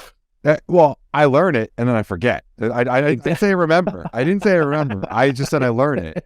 Like I do forget quite often. And then I remember I'm supposed to treat this as outbound only. I will say one of the big changes this year versus other years is that tribalism goes both ways now. We've got a bunch of people from our Discord that will throw hands in the comment section, and I fuck with that. Dude, we got some nerds on our side. I love that shit. Like I really enjoy the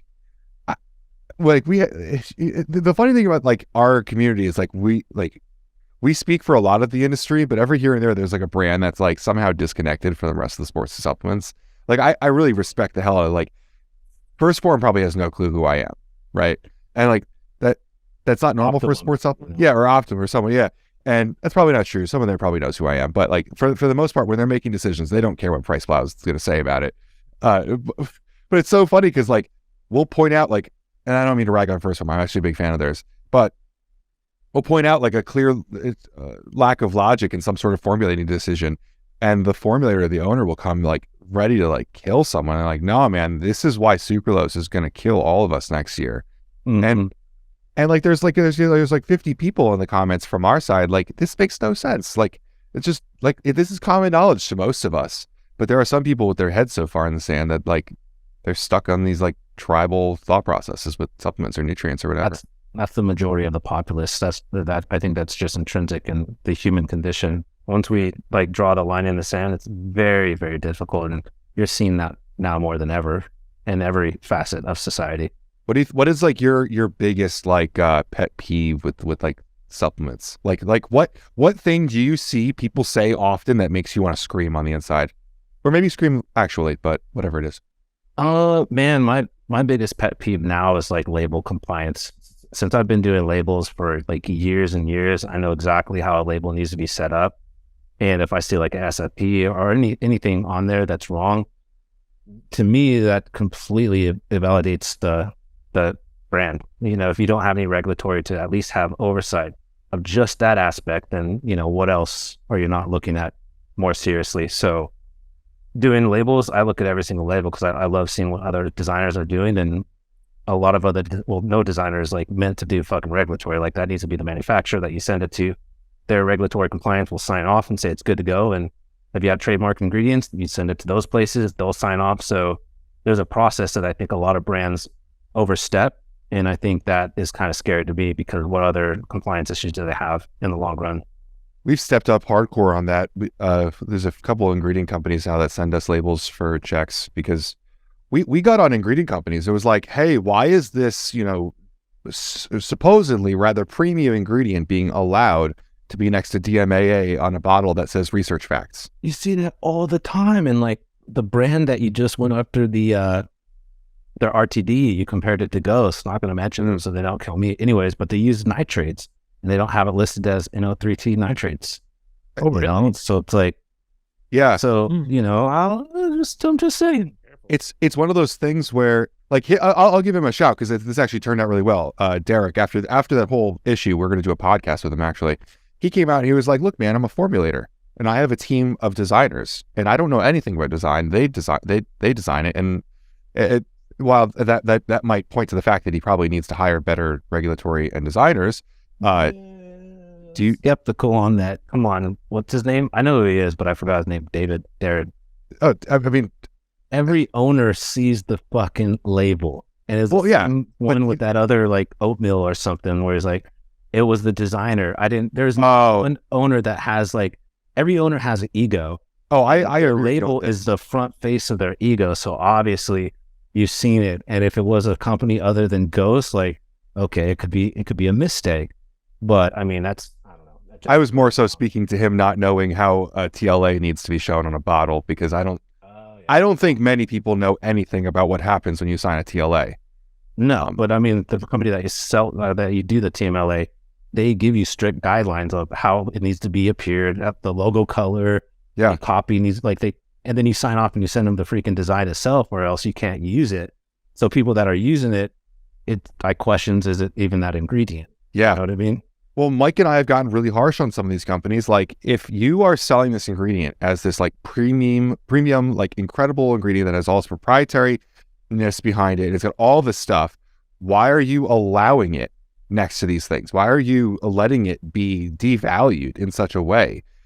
Not that ingredient. I highly doubt that it's that actual ingredient. Exactly. And I mean, we have a few friends in branded ingredients that have caught several manufacturers using generic versions of what they're selling. And I mean, it comes down to like, you know, these red flags really show off that you probably should be afraid.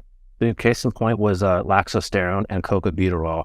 When I launched Legend with both those ingredients in it, we were the only company using the branded laxosterone or laxogenin, which is laxosterone. And I sent all these other companies to the supplier and they're like, I don't know where the fuck they could even get this. So it's not real. Same thing with cocobuterol too. They're just putting like theobromine in there or some sort of alkaloids. So that's, you know, we've faced that directly multiple times. Yeah. I mean, it's a scary situation where these products are supposedly sold because they're unique and special or whatever this unique value point is, and it's literally being faked. Like, that's the dark side of our industry, man. I want to say like the majority of products out there, if you did third-party testing, would not test out. They just wouldn't. And it's not even the brand owner's fault because they don't know what goes into the manufacturing side, but clients of mine will tell me that they got a product quoted at X price, and I was like, that's impossible. No, they're giving me really good pricing. I'm like, okay, well, just to be able to manufacture, maybe it's $4. Here's the cost of goods. That's another $4 plus the flavoring plus packaging. It's this price, and you're getting it $2 cheaper. Like it's unobtainable. Yeah. So, I always tell my clients, I'm like, there is like a too good to be true here. So if you get too good of pricing, it's probably because it's fucking fake.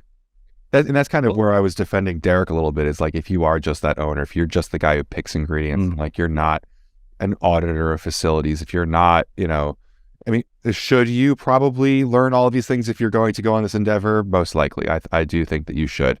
He's a massive. Yeah, it is. I mean, I don't know what you guys are talking about. Like the brand owner, it is his job. It is his fault, and it is his responsibility. Legally speaking, technically speaking, morally speaking, ethically speaking. Like, right. Dude, it's your company. So step it up. But I also think that a lot of these folks find a manufacturer and they get sold a story that this manufacturer does it better than all of the other ones. They all tell the same exact story. They tell you exactly what Chris is telling you right now. And I mean, Mike and I have, how many contract manufacturers have we spoken to? And every single one of them tells us that, they totally cut out DMHA 5 years ago. They only do these things. They test everything that comes in, boom, boom, boom. And then we find out that you find out dihydroberberine, like 2 years into it being on the market, like didn't have a standard available to test it against. So everyone's just been throwing in products and how is it being tested for? No one knows. To expand on that, like expiration date, you have to do stability testing, which is really expensive. And Nutrex does that. If you don't pay for stability testing, you can't technically put an expiration date on there. Yeah. It's not legal. And you see all these expiration dates and you're like, nobody knows that, but trust me, everybody watching, that's going to be a big thing very soon. Well, a big one. Though? I mean, we keep hearing that, the thunder is coming, and the thunder never comes. So for Amazon, for sure. Okay, gotcha. So Amazon, big, yeah. So stuff like that, yeah, absolutely. Or big box retailers and whatnot. That, yeah. So now Foods has forced their hand hardcore. When Now Foods did all this testing, like Amazon was like, Amazon had a lot of turnover in the regulatory department. There really was no. There's no person watching for a little bit. And now comes out with this testing showing like all these magnesiums, I think they were just not magnesium. Yeah. And I also, rice powder. I think this also is a good conversation about overages as well. Like this is quite a common conversation with pre-workouts, is like, oh my God, the beta alanine in this pre-workout is so much stronger than the one in that pre-workout. Like there is not stronger and weaker beta alanine. Like you might be using beta prime to lower the tingles, but that's when you have proper overages. It's hilarious to me because like when people are like, oh my God, the beta alanine is much stronger this one than that one, I just look at where they're manufactured, and it's quite obvious when one's like coming from Armada and one's coming from like Joe's manufacturer in Texas. It has 100 milligrams of niacin, guys. Okay, yeah. It's just not listed on the fucking label. Yeah. Yeah, I mean there's a lot of that. No, dude, no, and this is so good too. Like everybody watching, like just as everybody goes on PubMed or Examine and looks at like the relative dosing to be able to achieve whatever you want to do, like this is just this is more important because it's like arbitrary to think about the numbers in there if it doesn't even exist inside the product. So if there's not any like regulation on what goes into manufacture these things, then it doesn't matter what the hell you're taking, at what dosages you're taking. And to come full circle here, that becomes a real concern when this is not personal about them, but I think they started this whole thing, is like the EcoVision situation where they start making products with like 35 grams of product in there, and they're actually like transparently showing how much it costs, all this stuff. I really fuck with all of that, but that creates this wave where now all of these kids are creating brands that have so much in them, and we all know that there's a lot of manufacturers in America that would take your money and print that label and then not put that on there. Like absolutely. Like, I mean, probably over half, probably over, I don't know, 60 or 70% of manufacturers. Yeah. I mean, Mike and I have spoken to manufacturers, gotten a cool, conversation, hear good things about them. And then like 6 months later, get a label for a review. And it's like, some really nice ingredient that we work with. And that manufacturer is sending us the label and it's got DMHA in it. And I'm like, where was this made? Like, oh, it's this. And like 6 months ago, those same people were telling us, no, we stopped with all that gray area stuff, and now they're just doing it on the down low. And it's like, Come on, No, guys. and that's to like the brand owners out there. It's not easy to do this legitimate. It Yeah. isn't, and there's smaller brands like Impel Nutrition, Oof. where he was like actually testing his ingredients. And I remember talking to James. I was like, hey, third-party testing is dope. But if you're just running, not to say what he's doing or anything, because I don't want to be exposing or anything, but it's hard as a smaller brand owner to do it very legitimate from the get-go. It's just exceedingly expensive. So that means that nobody's going to do it from the get-go, which means that there's going to be a lot of, compromise on the formulas. And then you're left in this situation where not all the small brands are like this, but I would say a lot of them, potentially are. Yeah. I mean, This is episode 77, just so you know. I had a conversation with a manufacturer at the Arnold, actually. After Mike left, I walked the floor and had more in-depth conversations because we weren't running from booth to booth, and finally found this brand that was like, all the contract manufacturer was just white label for people. You're an influencer, you want to sell products, we'll make it and ship it for you. Yep. And I was like going through this with them, and they're like, I asked them like, what's your mission here? They're like, our mission is to lower the barrier of entry and democratize the industry for anyone to be able to have a brand. Which sounds really noble. And that's as far as I thought. That. No, I mean, so like white labeling, I saw that's been around for forever, but back when I was working with Dymatize, I first started like voicing my concern, like, hey, these bigger box retailers have their own house brands. Yeah. And like the higher ups at Dymatize, like, no, we spend $1 million a month of marketing. They're going to demand Dymatize. And what happened? Eventually little teeny pieces got taken away to the point where you're completely irrelevant. Now they're really forced to just do domestically because of that. But you're right, the barrier to entry is super low. But these white label manufacturers are still going to run into the regulatory that we're talking about for shelf stability on each one. They're not doing any of that shit. So I don't know if it's going to be short-lived or be around for a while, but there is a time frame. Yeah. I'm interested. I'm curious how these things go. I mean, GNC's Beyond Raw is obviously successful because they've been able to, get people in store with really exciting things and then keep them there and obviously bring a lot of people to Beyond Raw where they cut out the middleman and sell a little bit of their stuff. Vitamin Shopp's Body Tech brand does the same thing. I mean, we're talking about a fat burner with them next month that has some really nice ingredients in it. We're seeing the evolution with these private label, or I guess you would say private label, like house brands. House brands. Yeah. Yeah. It's always been around. Walmart does this with Equate, right? You buy your expensive soap, or you buy their same exact soap with their logo on it for $5 less.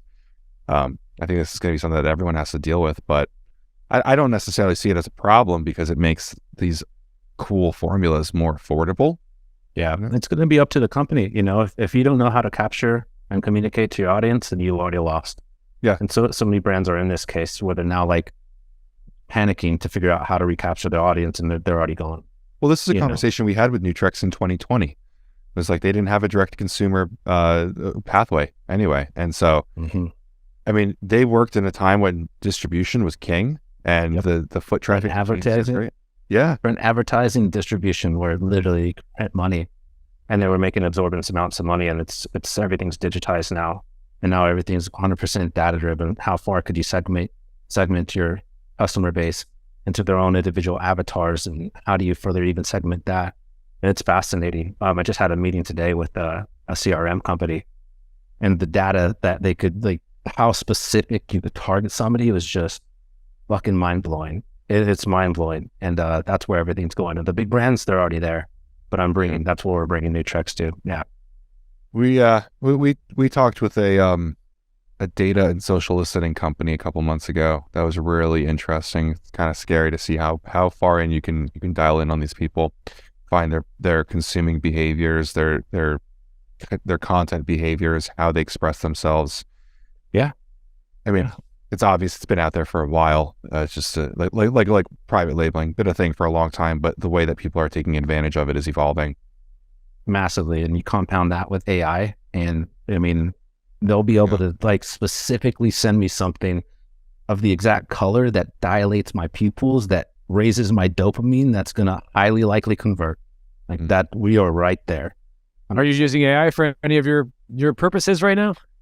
Man, more like exploratory. I think ChatGPT is a tool, but the people that I'm working with, the brand owners, are using it as a total crutch. And the more we rely on AI, the less we're going to use our brain. So we're just going to have this neural, atrophy happening where the human brain is literally going to start shrinking because we do not have to think in these neural pathways anymore.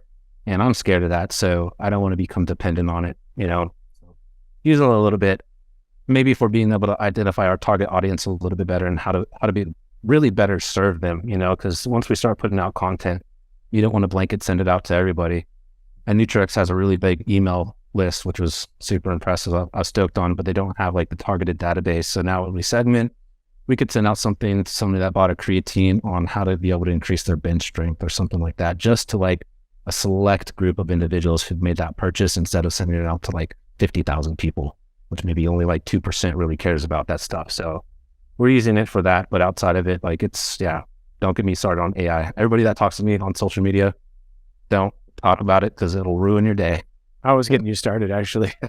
No, so I want to go backtrack. I want to go back to the beginning of this conversation. You were packing your own boxes, dude. And so and you kind of asked yourself at the time, do I hire someone temporarily because you're going to move, or just pack myself? And it sounds like you started packing boxes yourself for many hours a day at least. And so like getting back to like some of the free advice we give to people, the answer is don't do that. The answer is to hire someone temporarily. And try to find someone that maybe would even move with you or whatever. But automate. So yeah, automate. So I mean, I guess once in a while it's good to like just clear your brain and just do some mindless work, like packing boxes or whatever it is. But yeah, we need the Chris Waldrums of this world, not packing boxes. We need you designing the outside of those boxes and using your creative skills, because that is where you excel and that's where you can help this world. So do that in your spare time. But we need more from you, Chris. So that's why I'm happy to see you, and I'm not doing that, but to like tack onto that. So I recently brought someone on and hiring is the most important thing, obviously. And so it make you or break you. I've said that before on other podcast episodes, but we're testing someone to actually just do some of the show notes for a previous podcast. But I told him actually that like this job will get outsourced to AI eventually. Like that's probably where that's going. And I'm not afraid to admit that even if it provides a high quality thing, because I would still want, if that person's a good worker, let's just say, is staying on. We're just using that tool to like do more instead of like, I'm not really replacing a person, but I want to do more. And I've found with my use of AI when I'm doing some technical code stuff, because I'm not the best coder, not doing it all the time, it is amazing at how good it can help with programming stuff. So I think there's tools, but it's not programming for me, not at this point at least. It's like, but it knows that I'm willing to ask it questions that I'm embarrassed to ask another human. Yeah. So, and that, like you just listed the best case scenario where you could utilize it as something to be able to optimize your workflow. But that's not where it's going, And so where's it going? It's going to be pretty abysmal, guys. It's going to, like, initially, and this is back, I forgot what like report came out or study came out. It said by like 2030, 60% of the workforce is going to be replaced by automation, by like, AI and machine learning. And anyways, so like, okay, 2030, that'll be intense. The restructuring of society to be able to go into some sort of, basically socialism. And now with like Chat GPT-4 coming out, you can't even say it's like exponential. It's almost like vertical advancement. And the people that aren't even aware of it today, just like I talk about companies that don't have that connectivity are already dead. Those companies are already bankrupt. They're already completely gone. They'll be replaced by companies so optimized and integrated into this workflow that it's just going to be vastly, vastly more powerful. And initially with AI, they thought that, the mundane jobs, the work for the slave labor kind of jobs, if you will, were going to be the first to be replaced. And now we're finding it's actually going to be the upper middle class jobs that are going to be replaced. And you already see that right now, with AI lawyers. It doesn't, they don't even charge anything. You can put in something, it'll tell you everything. Or like a doctor, there's I don't know if it's ChatGPT or another one, but it diagnosed this extremely rare symptom in like 100 time, you know what I mean? So this kind of growth is something that's going to happen so fast. So there's two ways to be able to like mitigate the damage. One, like regulatory, there has to be something to be able to slow down this progress or stunt companies from replacing the entire workforce. Or you need to give smaller companies or small businesses a subsidy to be able to keep people on. So instead of replacing, little Tommy that you're going to pay $50,000 a year to do copy for you, you keep them on, and then you get to subsidize, or you get some sort of benefit of keeping them on board. But the transitionary phase of going where we are right now to where it's going to be a catastrophic global event that's going to impact everybody on the most devastating scale, and this sounds like super pessimistic, but it's the reality. That's what you're seeing, right? It sounds like your solution is just as socialist as like a universal basic income. I kind of see it going in that direction. Like UBI is inevitable at my point at this point. Absolutely. Because what happens really, even if it's like 30% of the workforce, 30%, what the fuck are those people going to do? They're going to be on government welfare. Maybe our taxes are going to have to go up to be able to compensate that. So now we are being squeezed for every dollar. So, it's going to be a crazy restructuring, and whoever owns AI is going to be the new global superpower, by far, whatever country. I'm okay with some of this because I do think there's a lot of people that don't deserve to be paid the amount they do for the work that they do. Wait a minute. Hold on. I get paid very well. that bit. I think there are plenty of people whose jobs will get replaced, but I think that the human input, the creativity, the uniqueness that humans bring to this, I think that is going to be the differentiation factor. You can 100% with the amount of data there is on the internet of me and Mike, do a deep fake of us, our faces with our words, and have ChatGPT write the script and run it. You could, if for whatever reason Shane bought us and still didn't want to go on camera, he could use that to have us keep creating content, and you would probably never know that we weren't at the company anymore. It's possible, but I can tell you that ChatGPT would never give you the takes that I would give you. I've tried to make it do it, and it won't. And I think that the human element is what will differentiate, and I think that I believe in humans. To be honest with you, I believe that will win, and I think there will be plenty of people that lose, and that's okay, because those people didn't deserve it if they really do. So I do agree. I do think that a lot of these things in a vacuum work. Like in a vacuum, it diagnoses, and in a vacuum, it does all of these things. But life is not as binary as those questions are, in my opinion. I think that there's always more nuances for the people who will be winning those contracts, in my opinion. We're talking about like just this basic time scale that we're on right now.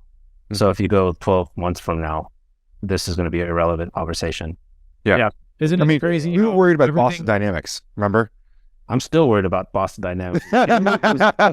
Dog robots with machine guns. I'm just going to hang a big magnet from a crane and just suck all that stuff up. In the future, like, we're not going to have guns. We're going to have EMPs. So we're just going to throw a fucking EMP bomb out there to take down all the robots. And then we're back down to guns, though. That's what you've done. Yeah. I know Ben's got to get going. I do have to get going. As much as I enjoy these. Sticks and stones. Too much fun. So yeah, we covered that. Don't pack the boxes yourself. Stay creative. Let the AI do that. Is kind of my thing. I have one other prediction. Ben mentioned, and I don't agree with this. I'm not happy about this. I do. This is my prediction. Ben said we won't know who the president is, so I'm stamping it right now that the president will be Gavin Newsom. So it's April 10th of 2023. That's my prediction, and I'm stamping it right there. Don't like it, but I think that's where it's going. So I just wanted to put that out there while we're having fun. Yeah, at this point, I think it'll be Trump. Unless in this, actually, let's not even get into that. You got to go. We could do at a time. Let's do episode 420, or I don't know. What's the next one that's inappropriate? The next cool number? Yeah, 420, we're already going to be replaced by robots. Yeah, 420. 420 will be a deep fake of the three of us. So The Matrix. We've been in the Matrix for already like 5 years by the time that comes out, and we got to step up on all this stuff. Keeps talking about you keep mentioning the year 2030. Isn't that wild? So however many episodes we can get until then, and then you have the singularity. Oh God. All right. Well, all right. Signing off. Finish this one. Thanks, guys. Everybody watching, I love you guys. Thank you, Ben. Thank you, Mike. I appreciate it. Chris, thank you again too for coming on.